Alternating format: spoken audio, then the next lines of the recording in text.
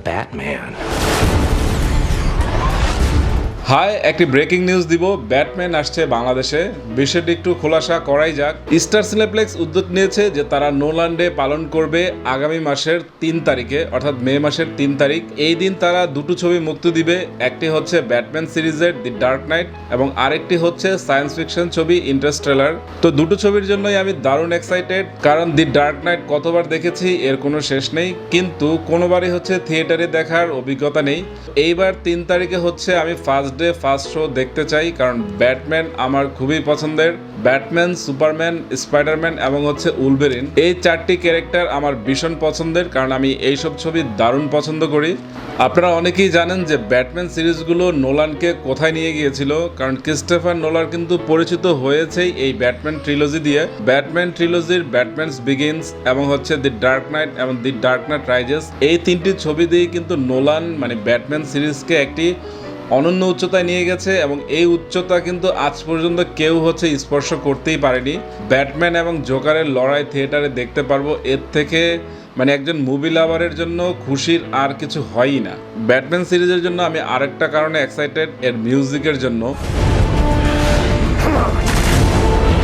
Hence জিমার এই Batman সিরিজগুলোর যে music করেছে, মানে একটি অনন্য উচ্চতায় পৌঁছে গেছে হ্যান্স জিমার। আরেকটি কথা না বললেই নয় যে জোকার চরিত্রটি হিথ লেজার যেই জায়গায় নিয়ে গেছে, একজন অভিনেতা শুধুমাত্র এই একটি চরিত্রের জন্য ইতিহাসে স্থান করে থাকবে মুভি লাভারদের কাছে, মানে এর থেকে সৌভাগ্য আর কে আছে।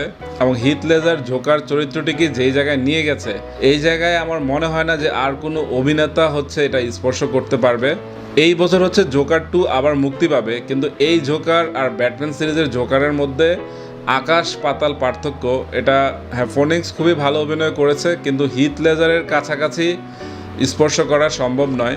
এবং ক্রিশ্চিয়ান বেলের কথা তো বললামই না। ক্রিশ্চিয়ান বেল ব্যাটম্যানকে যেই জায়গায় নিয়ে গেছে, আমার মনে হয় যে ক্রিশ্চিয়ান বেলকেও কেউ স্পর্শ করতে পারবে না, কারণ ব্যাটম্যান এখন অনেকেই করছে। ব্যান অ্যাফ্লেক ট্রাই করেছেন, কিংবা হচ্ছে রবার্ট প্যাটিনসন ট্রাই করেছেন। ব্যান অ্যাফ্লেককে তো আমার ব্যাটম্যানে মানে একদম যাচ্ছেতাই লেগেছে, তাকে আমার মোটেই ভালো লাগেনি। তার চেয়ে বরং হচ্ছে রবার্ট প্যাটিনসন অনেক ভালো করেছে। আমি বলবো যে লাস্ট যে ব্যাটম্যান মুক্তি পেয়েছিল রবার্ট প্যাটিনসন, এটা দারুণ জমিয়ে দিয়েছিল, এবং রবার্ট প্যাটিনসনের অ্যাকশন কিংবা হচ্ছে অ্যাটিটিউড কিন্তু অনেকটাই ব্যাটম্যানের সাথে গিয়েছে। তো বেলের কাছাকাছি নয়, কিন্তু গিয়েছে, কিন্তু ভালোই করেছেন। এত কথা বলার মানেই হচ্ছে দি ডার্ক নাইট আবার থিয়েটারে দেখতে পারবো, এটাই একজন মুভি লাভার হিসেবে সার্থক, যে থিয়েটারে এটা দেখতেই হবে, এটা হচ্ছে কথা। তো আপনাদেরও জানিয়ে দিচ্ছি যে দি ডার্ক নাইট মের 3 তারিখে মুক্তি পাবে, তো যারা দেখতে চান দেখতে পারেন। তো আমি তো এটা দেখবই। এবং আরেকটি ছবিও মুক্তি পাবে, ইন্টারস্টেলার। তো এটা কথা না বললেই নয়, কারণ হচ্ছে সায়েন্স ফিকশন ছবিকে ক্রিস্টোফার নোলান ইন্টারস্টেলার দিয়ে কিন্তু একটি অনন্য জায়গায় চলে গেছে।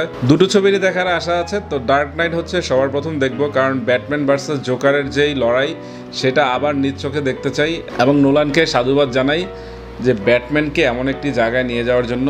তো দেখা হচ্ছে থিয়েটারে। টাটা।